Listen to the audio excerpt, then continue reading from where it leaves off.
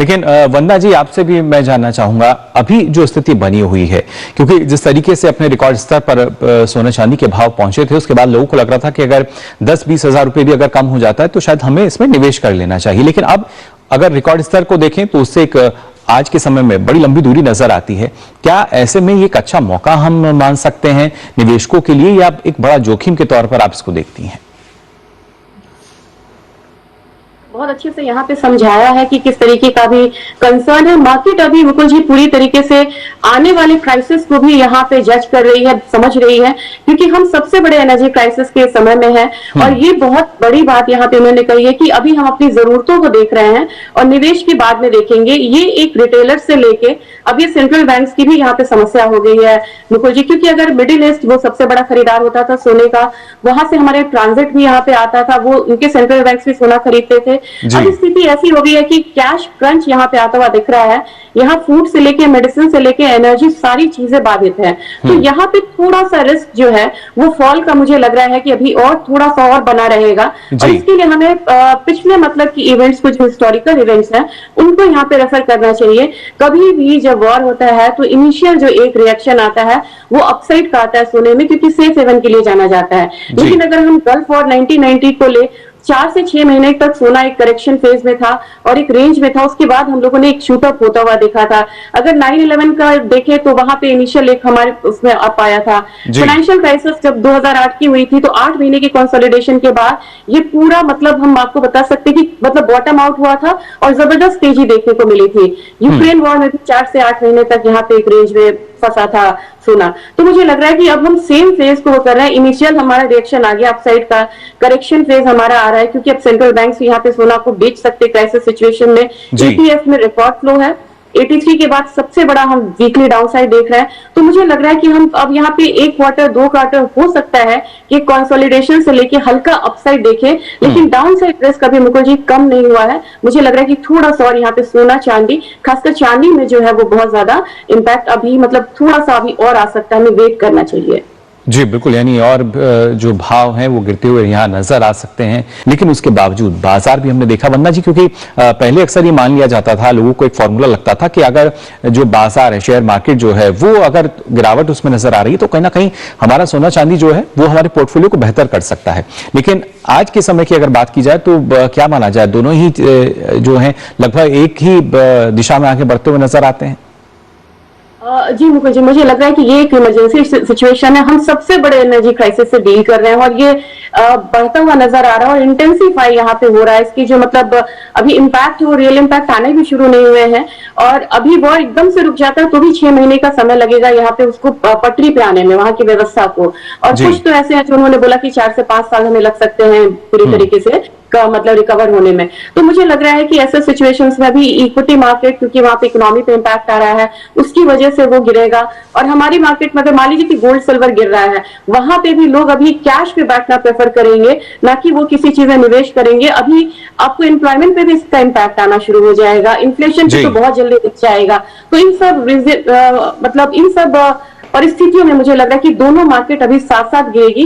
कहीं पे भी आप क्रिप्टोज में देखिए, वहां पे भी फॉल आ रहा है, रियल एस्टेट में फॉल आ रहा है। तो क्रॉस द बोर्ड ये मतलब सेलिंग प्रेशर है। जी बिल्कुल, खासतौर से लेकिन सुरेंद्र जी अगर देखा जाए, वो निवेशक जिन्होंने जी बिल्कुल लंबी अवधि के लिहाज से हम कह सकते हैं कि थोड़ा सा धैर्य जो है निवेशकों को रखना होगा।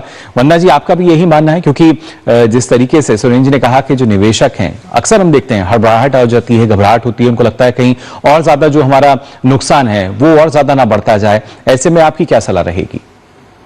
जी बिल्कुल जी, रिटेलर्स में ये परेशानी होती है क्योंकि जो हमारा वीक मनी है वो सबसे पहले यहाँ पे निकला है। लेकिन जब जहां हमें मतलब एक्यूमुलेट करना चाहिए, बनाना चाहिए, वहां पे हम पैनिक में निकलते हैं। मुकुल जी, हमें ये ध्यान में रखना होगा कि जब वॉर खत्म होगा और थोड़ा सा 1-2 महीने हम यहाँ पे सेटल होते हैं तो सबसे पहले कौन सा एसेट क्लास, वहां सिनेरियो क्या होगा, सबसे पहले कौन सा एसेट क्लास यहाँ पे रिकवर करेगा, वो हमें इक्विटी में भी वो सेक्टर्स हमें डिफाइन करने होंगे। पहले से एनालाइज करके रखना होगा कि किस तरीके से मूवमेंट आ सकती है हिस्टोरिकल डेटा को देखते हुए। लेकिन जब गोल्ड की बात की जाए तो मुझे लग रहा है जो भी सिनेरियो यहाँ पे बन रहा है, एक बस नेगेटिव मुझे लग रहा है कि इंटरेस्ट रेट का नहीं हो मतलब हो सकता है, वो ये भी होगा ऐसा सिनेरियो। इन्फ्लेशन बढ़ता हुआ नजर आएगा। अगले क्वार्टर से डेटा यहाँ पे सारे वर्स्ट आने शुरू हो जाएंगे और यहाँ पे आपको लोन्स बढ़ेंगे, डेट आपका बढ़ता हुआ नजर आएगा।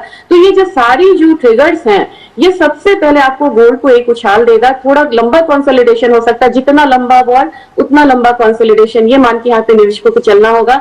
लेकिन सबसे पहले कौन सा एसेट क्लास यहाँ पे मजबूती के साथ उठेगा, तो मैं चांदी नहीं, यहाँ पे मैं सोने के साथ जाना चाहती हूँ। और मुझे लग रहा है कि ये जो लोअर लेवल आ रहा है, निवेशक जो नए निवेशक है जिनके पास थोड़ा पैसा है, वो सुरक्षित यहाँ पे सोना में निवेश कर सकते हैं। अभी 5-10% और फॉल आता है।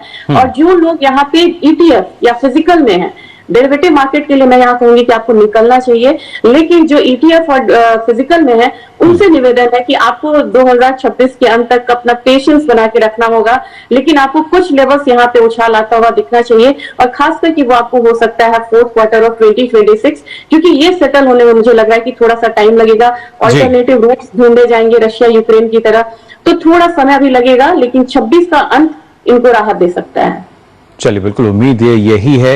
लेकिन किस तरीके से, क्योंकि अब से पहले हम सुनते थे 19-20 का जो अंतर है, ज्यादा लोग उसको नहीं मानते थे, लेकिन बिल्कुल। और खासतौर से वंदना जी, आपको भी ये लगता है जो हमारा रिस्क है, जो जोखिम है, उसको कहीं ना कहीं SIP के जरिए हम थोड़ा बहुत संतुलित कर सकते हैं, बैलेंस बना सकते हैं अपने पोर्टफोलियो को? ये सबसे स्मार्ट तरीका होता है मुकुल जी। और मुझे लगता है कि बॉटम प्रेडिक्ट करना या हायर साइड को प्रेडिक्ट करना ये बहुत मुश्किल होता है। तो एक रेंज के साथ हम वहां पे शुरुआत करते हैं, और हर महीने हम यहाँ पे SIP के जरिए, SIP की तरह यहाँ पे गोल्ड सिल्वर में निवेश करें, तो मुझे लग रहा है कि आने वाले साल में हमें एक अच्छा रिटर्न मिलता हुआ नजर आएगा। बहुत सारे निवेशक यहाँ पे इन्फॉर्म भी हैं इन सब चीजों को लेके, और मुझे लग रहा है कि वो समय यहाँ पे अप्रोचिंग है जब आपको SIP के जरिए, SIP की तरह यहाँ पे गोल्ड सिल्वर दोनों में यहाँ पे निवेश करना चाहिए। सिल्वर में थोड़ा सा ध्यान में रखना होगा कि इसमें तेजी भी बड़ी तेज आएगी, क्योंकि जो सप्लाई डिसरप्शन है वो रियल है, डेफिसिट रियल है, डिमांड भी रियल है यहाँ पे। तो वहां पे आपको मौका मिलेगा ज्यादा, मतलब अपसाइड का, लेकिन उस पर चर्निंग जो है वो यहाँ पे फ्रिक्वेंट होनी जरूरी है, क्योंकि दोनों साइड के मूव्स उसमें देखे जाते हैं। जी बिल्कुल, यानी जो लगातार इस पर नजर बनाए रखनी होगी, और उसके अनुसार ही आप देखें क्या आपको कहां फायदा हो सकता है। लेकिन ये जरूर कि इन तमाम जो उतार चढ़ाव की स्थिति है उससे अपडेट जरूर रहें। फिलहाल सुरेंद्र जी और वंदना जी, आप दोनों का बहुत बहुत शुक्रिया हमारे साथ जुड़ने के लिए। तो